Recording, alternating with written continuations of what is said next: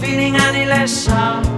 I promised myself to treat myself and visit a nearby tower, and climbing to the top will throw myself off in an effort to make clear to whoever what it's like when you're shattered, left standing in the lurch at a church where people are saying, my God, that's tough. She stood him up.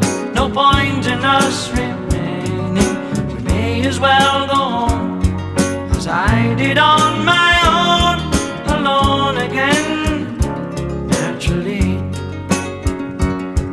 to think that only yesterday I was cheerful, bright and gay, looking forward to what wouldn't do the role I was about to play. But as if to knock me down, reality